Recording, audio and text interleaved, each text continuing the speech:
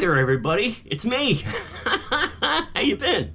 I'm getting there myself. I hope everyone had a fantastic Lent and bright week, and that we are all rejoicing in our risen Lord. Christ is risen. Indeed, he is risen. We're here to talk about books, because books is where it's at.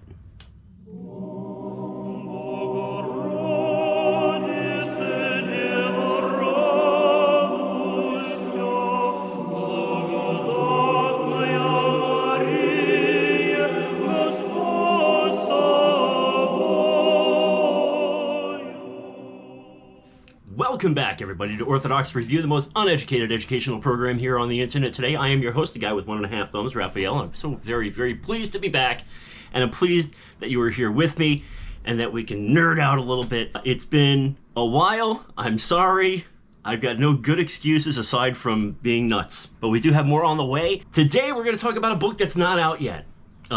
And we're going to talk about it because I think it's worth mentioning. So people have been reaching out to me since the announcement of this book about, oh, what do you think about this? Do we need this? Need and want are two very, very different things. So I wrote down some thoughts.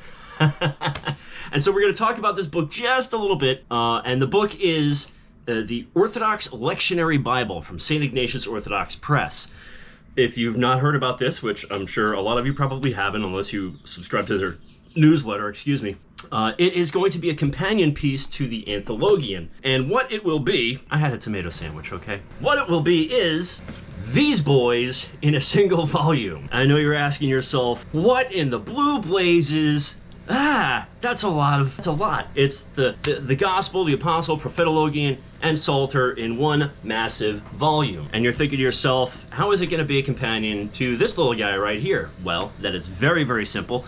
The plan is, first of all, to cut all the fat, okay? Any of the supplemental materials that you will find throughout these volumes, because, well, when you think about it, even in the gospel volume, the actual gospels only take up about 2/3 of the book, and the same can be said about all the other volumes, the Apostol, Prophetologian, with the exception of the Psalter. So how are they squishing this down? Well, first of all, they're saying it's going to be a little over 1,000 pages, and you're like, wow, that's a lot. But you got to remember, the Anthologian itself is just a hair under 1,000 pages, like 990, 30 some odd pages. So it's not going to be a lot thicker. So you're actually going to be looking at a volume roughly the same thickness as the Anthologian.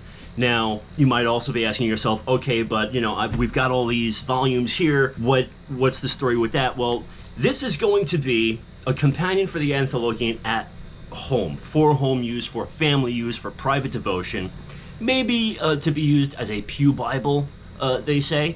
And I can dig it. So what they're going to do, they're cutting all the fat of like all the supplemental material, and it's not going to be separated into books.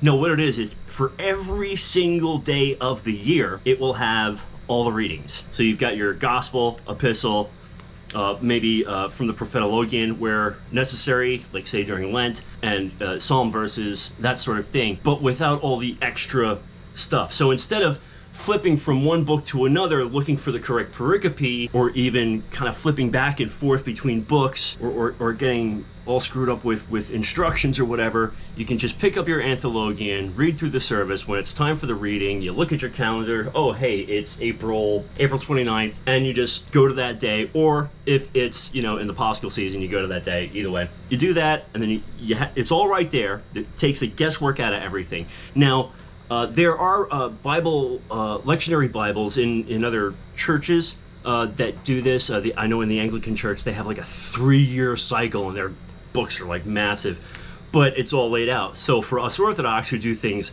smartly and logically by going through the scriptures within a year, every year, it doesn't change. We don't have cycles like that.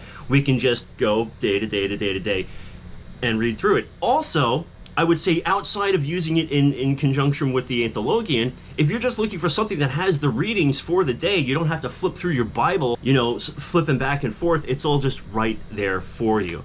And of course, this is the EOB text that so many people love, myself included. Very clear, concise, proper translation into English of the Septuagint texts, not having to flip around. I'm a lazy guy. Like, I like nerding out and setting up books at church. When I was at the monastery, I loved when I was given that job to go and set the service texts for the services. I thoroughly enjoyed it. But when you're sitting at home and you just want to get to it, this is going to be a great book for it. They do offer a whole bunch of perks and stuff if you want to back this financially on Indiegogo. I think they're not there yet. They need quite a bit of money because production costs have gone up. So if you're like me and you love to A, support a good publisher, B, have a liturgical text at home that you can use easily that will supplant the need for a lot of books, this might just be the one for you. I'm hoping that we can get this funded sooner rather than later so we can go to press and get it out in the fourth quarter of this year. Make sure to check the links below for ways that you can support the publication of this book. And as soon as it ships, as soon as it comes in, I know I'll have a copy here, and hopefully I'll be one of the first to be able to bring it to you and give you a full review of it. I'm excited to see how they do it. They've been spending the last year editing this thing. Now they're just working on the index, and that's it. So let's get it done. People ask, do we need this? Do we need it? No. Do we want it? Yes. Absolutely. Anything to make praying at home easier and more accessible. I'm all for it. David DeYoung and the Reader Dykstra and everyone at St. Ignatius and Legacy Icons, they have never done us wrong. They anytime there's a mistake, they're quick to fix it. They're expedient, they're friendly, their layouts and designs are fantastic. The print quality is always fantastic. There's nothing to worry about, I assure you. Especially considering that the text they're working with has already undergone scrutiny in numerous editions. And then sometimes the camera just craps out on you and you have to fiddle with it.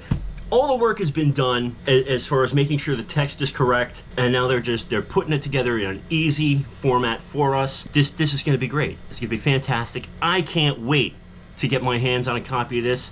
I wish I had the money to be a financial backer. As some of you may know, I'm disabled, but I don't have my disability yet. The only money I make is from this show, and it's just about enough to keep the phone on. And that's not me begging for money. Although, if you're looking to support the show, links are also below.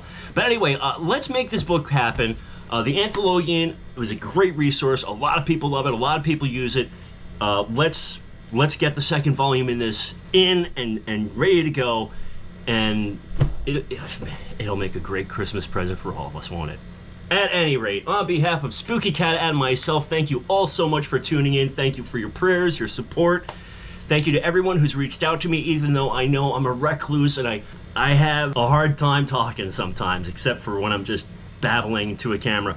So thank you all again for your tremendous support of the show. We'll be back with some great interviews and some great topics. Just appreciate your patience.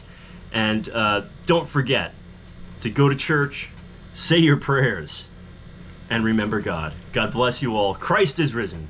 Indeed, he is risen.